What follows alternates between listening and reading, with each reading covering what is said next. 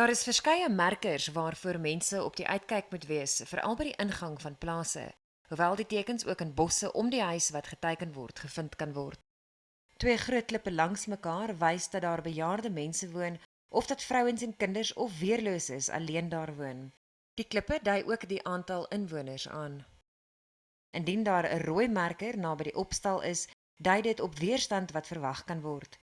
Boere word gemaan om op die uitkyk te wees vir die tekens en dit te verwyder. Kobus en Natasha Blighnout, wat in 'n veiligheidskompleks buite Mooinooi in Noordwes woon, het sedert die begin van November reeds 3 keer onder gewapende aanvallers deurgeloop. Op kringtelevisie beeldmateriaal wat deur hulle kameras opgeneem is die swaar gewapende mans duidelik sigbaar. 100 hektar veld is vanoggend gebrand vir meer sigbaarheid in die gebied. Die boere word een vir een word hulle vermoor. Ek meen hulle word aangerand, ernstig aangerand.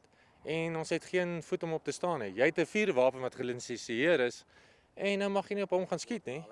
Ben Potgieter van 'n radionetwerkgroep wat aan die SOS Boere Reaksie Eenheid verbind word, sê boere en inwoners versprei inligting en staan slagoffers by. Hy meen daar is 'n reuse toename in plaasaanvalle en moorde die afgelope jaar.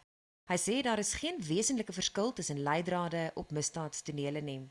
Hulle het basies dieselfde modus op Barrandie, maar is nie net een groep nie. Ek dink is twee verskillende groepe. Maar hulle loop met R5 wapens rond wat wys is die polisie se wapens wat gesteel is. Hulle konsentreer op ons mense wat wetsgehoorsaam is. Vir ons wapens so goed, maar hulle eie wapens word gesteel en mense mee doodgemaak. En die ammunisiedoppe wat ons opgetel het, is staatsammunisie. Is nie privaat ammunisie want hy's duidelik gemerk agter op die dop. Daan Venter, ook 'n boer van die omgewing, is aan die begin van die maand hier op sy plaas vermoor.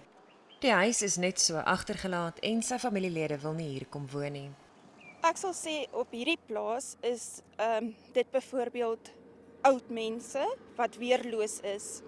Hulle kan nie hulle self verdedig nie en oom Daan is dood weens die skietwonde wat hy opgedoen het.